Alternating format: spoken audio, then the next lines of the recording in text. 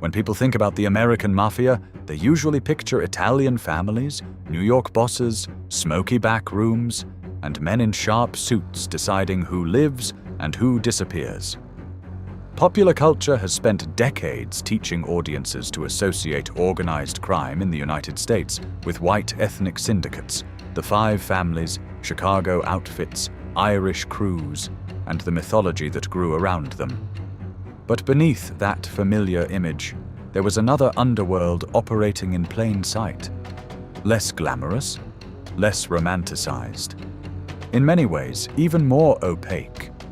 It existed behind restaurant windows, association halls, gaming dens, herbal shops, and community offices in Chinatowns across America.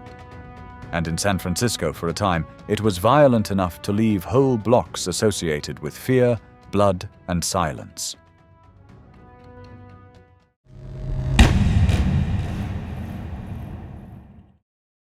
This story does not begin with an empire. It begins with a contradiction. The organization at the heart of it, Hop Sing Tong, did not originally emerge as a criminal machine. Like many Chinese tongs formed in the 19th century, it was rooted in a practical need: protection. Chinese immigrants arrived in California into a society that treated them as disposable labor at best and an alien threat at worst. They faced exclusion, humiliation, racist violence, exploitative employers, and a state that often offered little real protection. In that kind of environment, mutual aid associations became lifelines. They helped newcomers find work, housing, legal help, social connections, and a sense of belonging in a country that had no intention of welcoming them gently.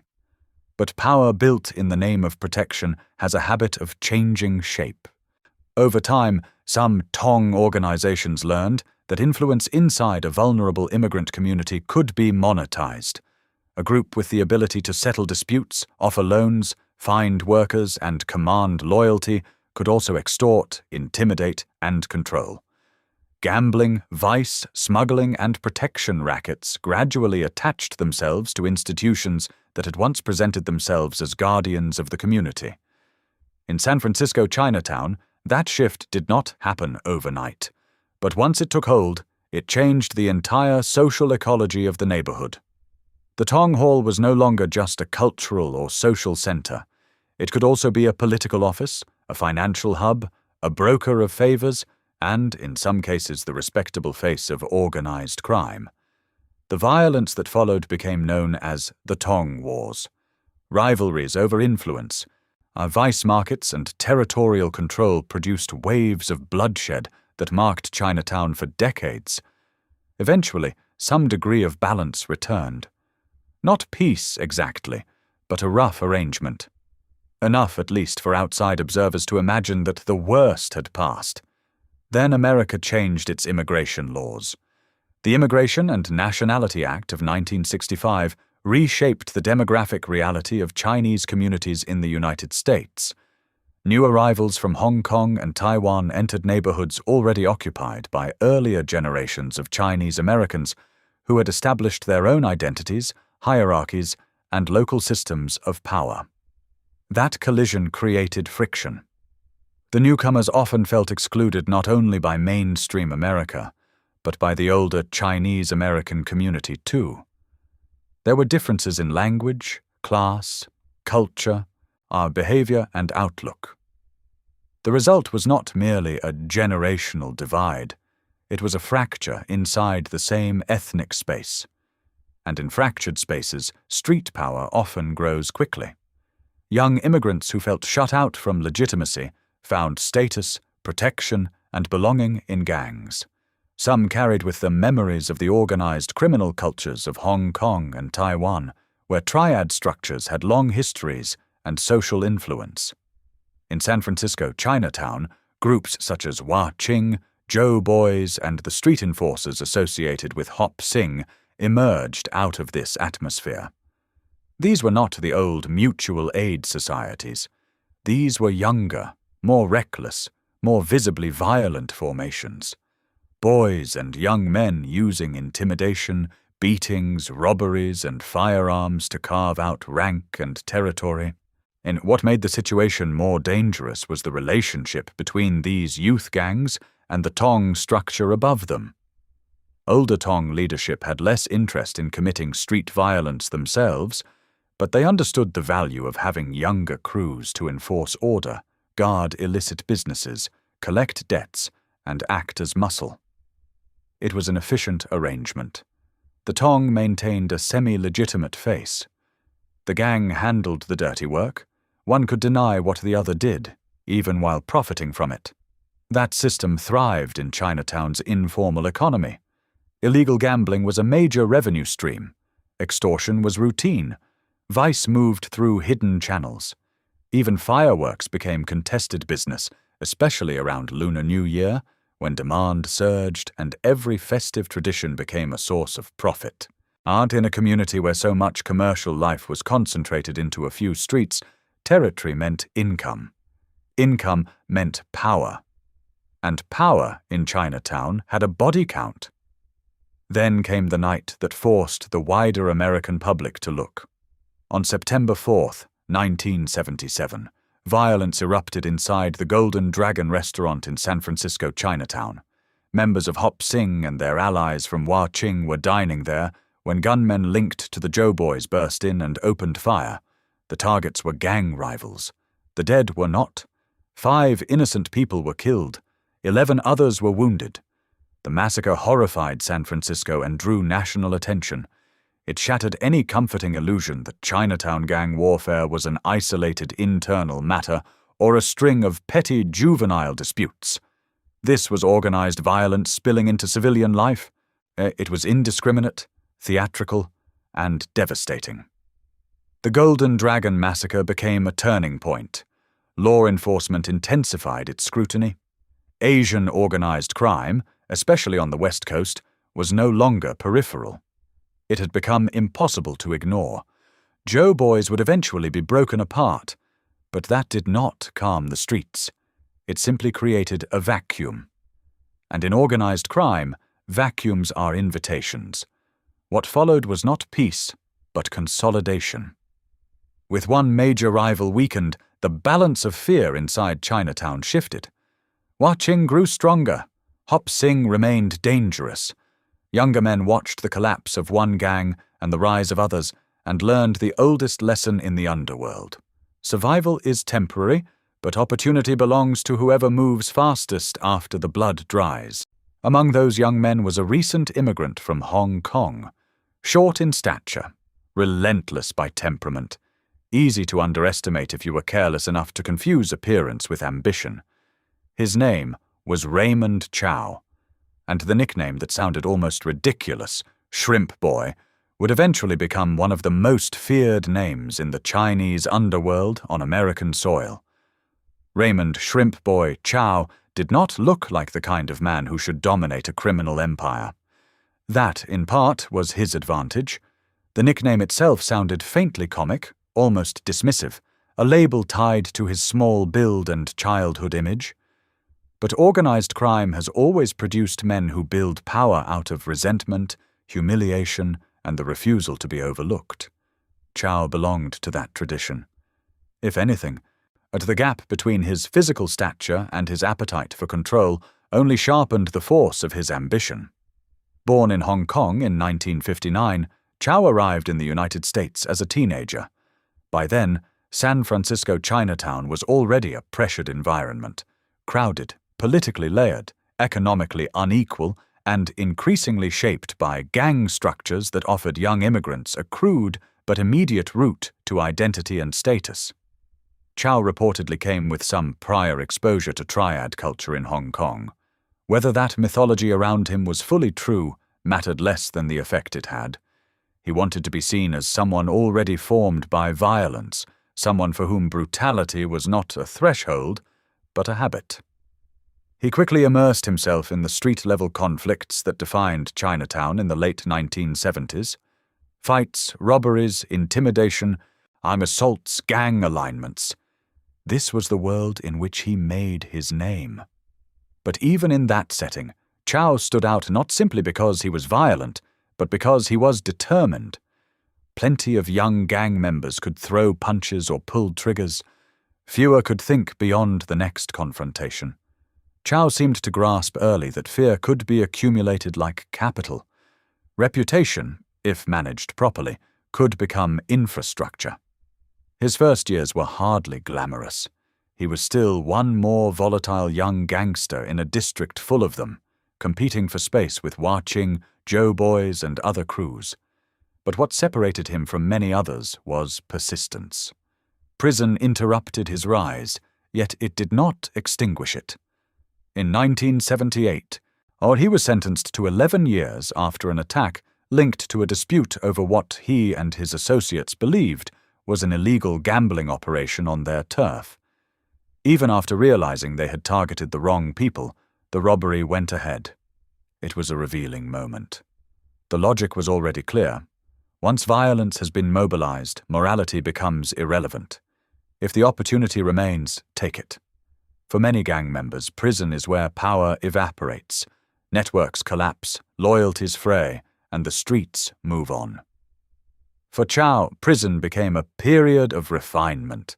He reportedly trained in martial arts, deepened his contacts, and thought more strategically about how criminal influence was actually built.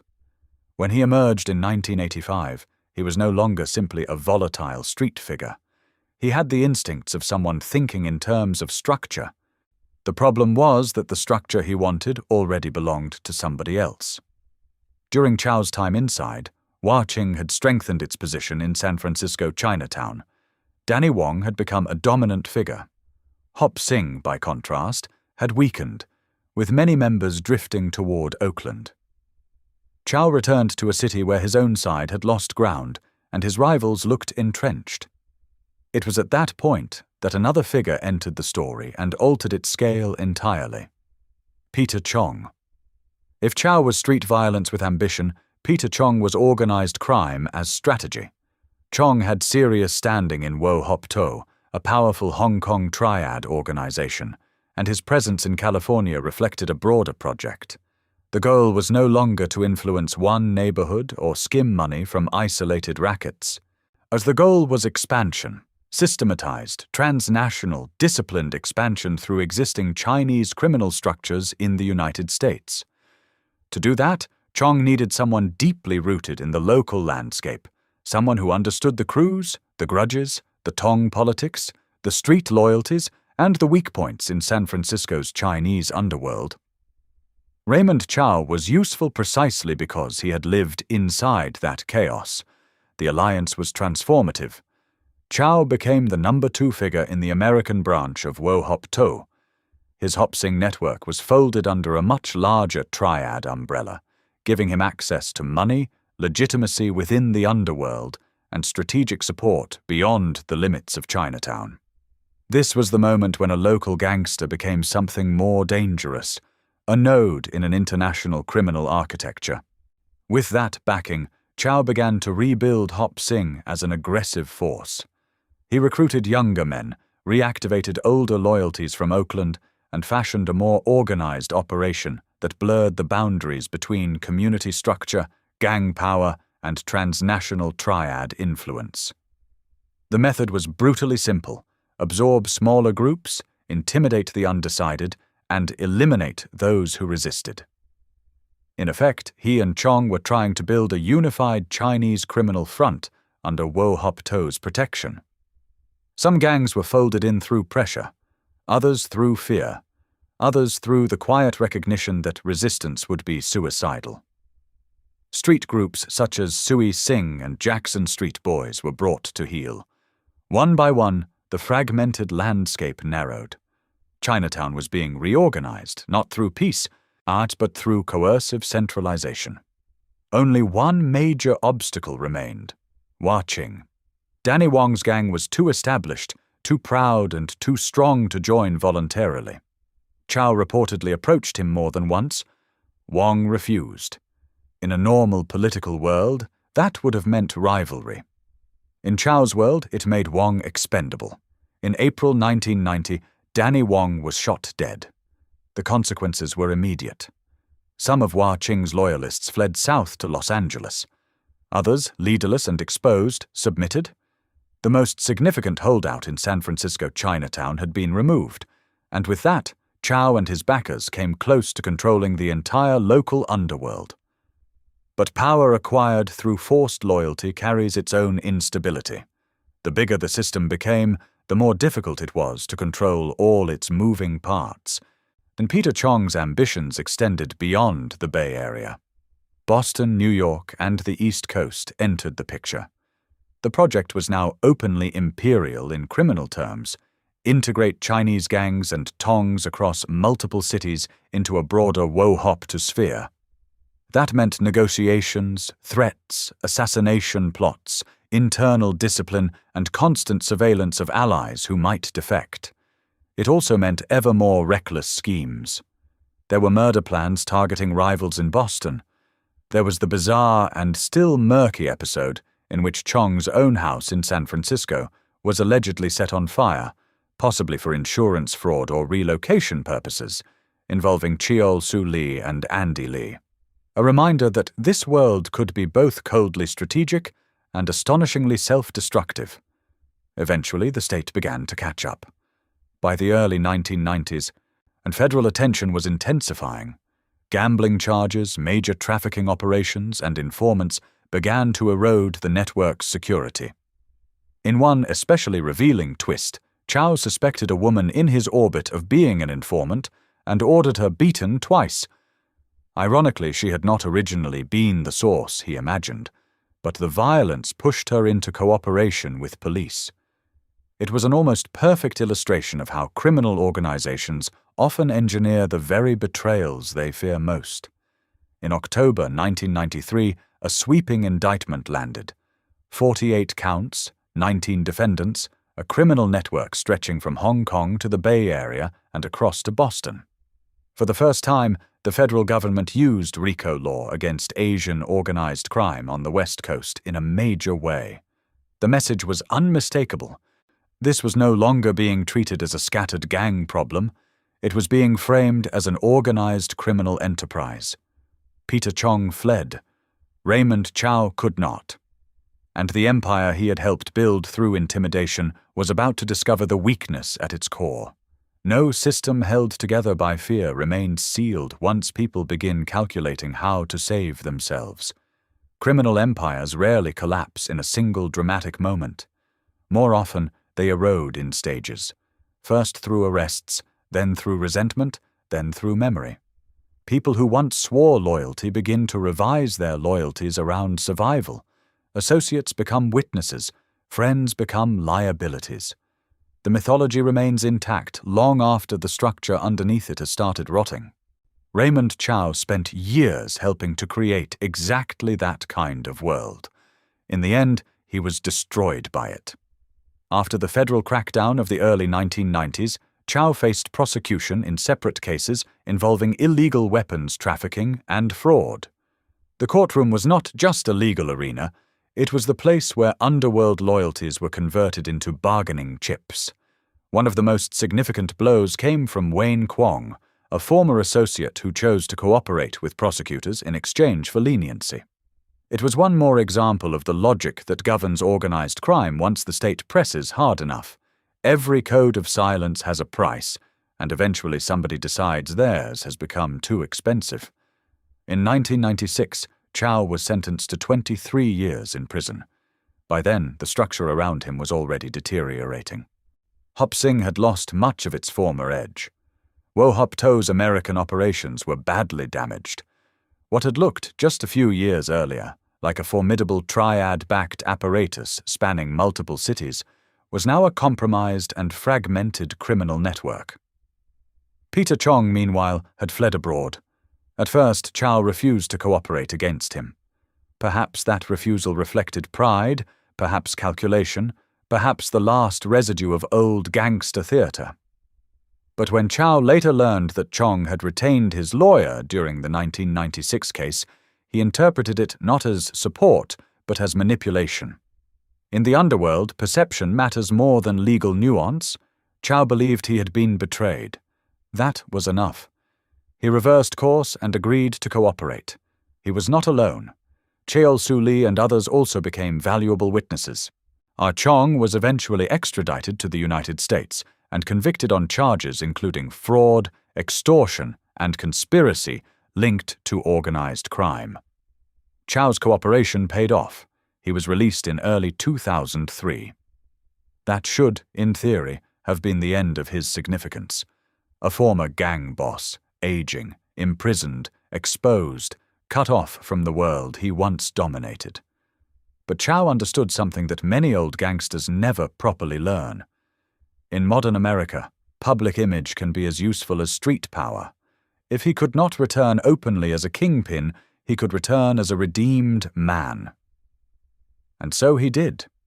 After his release, Chow fashioned himself as a reformed figure. He appeared in community settings, took part in anti-gang discussions, spoke about steering children away from criminal life, and projected the image of a man who had seen the underworld clearly enough to reject it. It was an effective reinvention. Some found it credible, others were deeply skeptical. But Chow did not need universal trust. He needed access. Respectability gave him that. Visibility gave him that. The performance of rehabilitation gave him something prison never could: a route back into the social fabric of Chinatown without having to force the door immediately. Behind that public persona, however, prosecutors would later argue that Chow was rebuilding influence. His targets were not random. He sought control of Hop Sing Tong and Gi Kung Tong, organizations that still carried real community status. At the time, both were associated with Alan Leong, a legitimate civic figure with standing in Chinatown. Leong warned federal authorities that Chow was attempting to extort him. Nothing sufficient came of it. His fear intensified. Then, in 2006, Leong was shot dead in front of his wife. The killing sent shockwaves through the community. Chow attended the funeral, but suspicion clung to him immediately. He was arrested and later brought to trial, yet the case failed for lack of evidence strong enough to convict. Legally, he walked free. Socially, the damage was more complex. In Chinatown, acquittal does not erase fear. If anything, it can deepen it. After that, Chow's influence only appeared to grow. He took on a leadership role within Gi Kung Tong and continued building relationships inside and outside the Chinese-American community. Unlike the younger version of himself, he no longer relied solely on street menace. He understood the value of legitimacy, celebrity, and proximity to authority. He appeared in media projects, including crime-focused television, and cultivated the aura of a man whose notorious past had become a public asset. He was no longer merely a gangster. He was becoming a character, a symbol, almost a brand. That evolution made him more dangerous, not less. He could move through respectable spaces while still wielding underworld influence in the background. He also increasingly crossed paths with political figures. Among the most explosive developments in the later case against him was his connection to California State Senator Leland Yee, who became embroiled in a federal corruption investigation involving weapons trafficking and money laundering. It was the kind of convergence that makes organized crime especially alarming. Street networks, community institutions, and electoral politics touching the same criminal file. At the same time, Chow's internal world was fraying again. He was involved in a bitter struggle for leadership within Hop Sing Tong. One rival, Jim Tat Kong, became the center of rumors, factional pressure, and alleged intimidation surrounding a contested election. Then, on the 17th of October 2013, Kong and his wife were murdered. Once again, authorities focused on Chow. Another rupture came even closer to home. Andy Lee, once a trusted ally, had grown tired of gang life, tired of violence, of cocaine, of the endless tension and paranoia. He wanted out. He wanted something approaching peace. In a criminal culture built on loyalty, that desire can itself look like disloyalty. The relationship between Lee and Chow deteriorated badly. At one point, after a confrontation in a nightclub, Chow ended up bloodied. But the more important injury was invisible. The bond was broken, and in this world, broken bonds have consequences. On March 26, 2014, those consequences arrived all at once. Federal agents launched a massive series of raids across the Bay Area, Chinatown, San Mateo, Sacramento, and beyond. Raymond Chow and Leland Yee were arrested in the same sweeping operation. The symbolism was hard to miss. An underworld veteran and a state senator, drawn into the same federal case. This was not simply a gang takedown. It was a demonstration that criminal influence had threaded itself through multiple levels of public life. Chow's trial began in late 2015. He faced charges linked to the murders of Alan Leung and Jim Tat Kong, along with money laundering, racketeering, and fraud-related offenses. And then came the moment that defined the end of his story. Andy Lee, once one of the closest men in his circle, became a key witness against him. At first, Lee had reportedly considered helping Chow, but after reviewing investigative material, he came to believe that Chow had betrayed him first. That is how men like Raymond Chow usually fall, not simply because the state becomes stronger, but because the web of fear and obligation around them finally tears. On August 4, 2016, Raymond "Shrimp Boy" Chow was sentenced to 2 life terms. The man who had risen from street-level violence in Chinatown to become a powerful figure in Chinese organized crime in America was reduced, finally and permanently, to a prisoner. Chinatown did not become innocent after that. No neighborhood with that much history ever does. But something shifted.